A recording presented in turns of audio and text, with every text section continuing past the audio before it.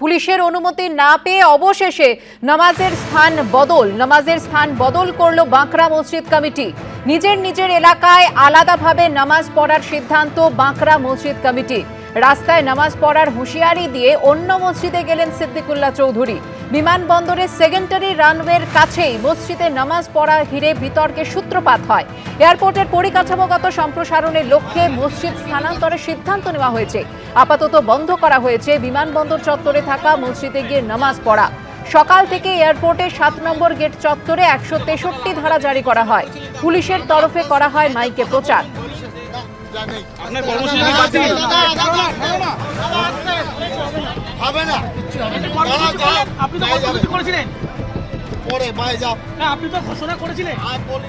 শান্তিপূর্ণভাবে নামাজ এয়ারপোর্টের ভেতরে রানওয়ের হাই সিকিউরিটি জোনের মধ্যে অবস্থিত মসজিদেই কেন পড়তে হবে, এইটার আগে তদন্ত করা দরকার। কারণ এত মসজিদ রয়েছে, গৌরীপুর মসজিদ রয়েছে, তার উল্টো দিকেই একটা মাদ্রাসা আছে, তার মধ্যে মসজিদ রয়েছে, কিন্তু ওই হাই সিকিউরিটি জোনে নামাজ না পড়তে দেওয়ার জন্যে সিদ্দিকুল্লাহ বাবুর কেন এত রাগ? এর পেছনে কোনো বিদেশি শক্তি কাজ করছে না তো? সেটা কিন্তু খতিয়ে দেখার দরকার।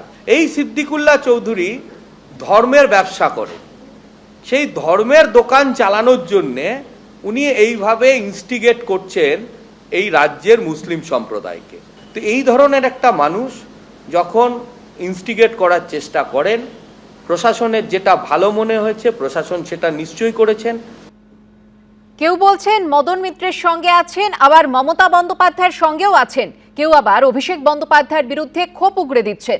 কামারহাটির বিধায়ক মদন মিত্র শিবির বদল করতেই জল মাপছেন উত্তর 24 পরগনার নেতারা। 21শে জুলাইয়ের আগে আরও নিঃসঙ্গ মমতা বন্দ্যোপাধ্যায়। রাজ্যসভার সাংসদ পদ ছাড়লেন কোয়েল মল্লিক। হাত ছাড়ার ঘোষণা করলেন প্রাক্তন বিদ্যুৎ মন্ত্রী মনীশ গুপ্ত। যুব কংগ্রেস থেকে যাঁর সঙ্গে সম্পর্ক, সেই মদন মিত্র যোগ দিয়েছেন ঋতব্রত তৃণমূলে। কামারহাটি বিধায়ক মদন মিত্র শিবির বদল করেছেন। এই পরিস্থিতিতে জল মাপছেন উত্তর 24 পরগনার ছোট বড় মাঝারি নেতারা। আমরা মমতা ব্যানার্জিকে দেখেই লড়াই করেছি সবাই। এখন এর এই পরিস্থিতিতে দাঁড়িয়ে উনি কেন ঋতব্রত তৃণমূল বা ইয়েতে গেছেন, এটা সম্পূর্ণভাবে ওনার ব্যক্তিগত ব্যাপার। এই ব্যাপারে সম্পূর্ণ বলা আমার পক্ষে সম্ভব না। পরিস্থিতি অনুযায়ী সিদ্ধান্ত নিতে হবে, এক্ষুনি বলা মুশকিল। মমতাপন্থী তো আমরা এখনো আছি। মঙ্গলবার পুরনিয়োগ দুর্নীতি মামলায় মদন মিত্রের স্ত্রী এবং 2 ছেলেকে নোটিশ দেয় ইডি। পরের দিনই ঋতব্রত বন্দ্যোপাধ্যায়কে পাশে বসিয়ে শিবির বদলের ঘোষণা করেন কামারহাটির বিধায়ক।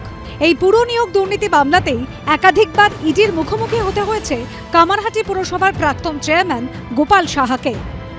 মদনদা পরে আমি মমতাদির সঙ্গে 1993 সাল থেকে কাজ করছি। মদনদা এসছেন 2011-তে। এখন আমরা সব বড় হয়েছি, ছোট নেই। যার মনে যা চায় সে করবে। সেক্ষেত্রে আমি যদি কখনো কিছু করি অনেক 5 বার ভাববো যে কে আমাকে বড় করলো। ভোটে ভরাডুবির পর তৃণমূলের একের পর এক নেতা, প্রাক্তন মন্ত্রী, বিধায়ক নিশানা করেছেন অভিষেক বন্দ্যোপাধ্যায়কে। তাকে নিয়ে ক্ষোভ উত্তর 24 পরগনার স্থানীয় নেতাদের মধ্যেও। আমরা মমতা বন্দ্যোপাধ্যায়ের সঙ্গে যেমন আছি তেমন মদন মিত্রের সঙ্গেও আছি। দুঃখের সঙ্গে জানাচ্ছি, অভিষেক ব্যানার্জি আসার পর দলের এই নিয়ন্ত্রণটা একটা কর্পোরেট হাতে চলে যাওয়ায়। আর অভিষেক বন্দ্যোপাধ্যায় কিন্তু তৃণমূল কংগ্রেসের জন্মলগ্ন থেকে থাকেনি।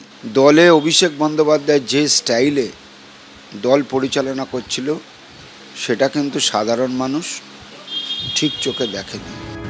তৃণমূলের মধ্যেই শিবির যুদ্ধ নিয়ে কটাক্ষ ছুড়ে দিয়েছে বিজেপি। পোশাকের রং বদলানোর জন্য এই নির্বাচনে মানুষ ভোট দেয়নি। মানুষ ভোট দিয়েছেন পোশাকের ভিতরের মানুষটাকে পরিবর্তন করার জন্য। একটা গুজব বলতে পারেন বা একটা চর্চা বলতে পারেন রাজনৈতিক মহলে চলছে, গ্রেপ্তার হওয়ার থেকে বাঁচার জন্য কেউ কোনো শিবিরে যোগ দিচ্ছেন। আমরা এ ধরনের কোনো তৃণমূলের দল ভাঙার কাজে আমরা নেই। তবে মদন মিত্র তো কালারফুল বয়, উনি কালারফুল করতে এসছেন হয়তো। কে যে কার পাশে রয়েছেন, কেই বা কখন শিবির বদলে ফেলছেন, রাজনীতির খেলা বোঝা দায়। সমীরণ পাল ও পার্থপ্রতিম ঘোষের রিপোর্ট, এবিপি আনন্দ। ভুয়ো পরিচয়পত্র বানিয়ে 5 বছর কলকাতায় আস্তানা, পুলিশের জালে আফগান নাগরিক। জামিল খান নামে আফগান নাগরিককে গ্রেফতার করেছে ভবানীপুর থানার পুলিশ। 2021 সালের ফেব্রুয়ারিতে 3 মাসের ভিসার মেয়াদে কলকাতা আসেন জামিল। 2021 মে মাসে তার ভিসার মেয়াদ শেষ হয়। এবিপি আনন্দ, এগিয়ে থাকে, এগিয়ে রাখে।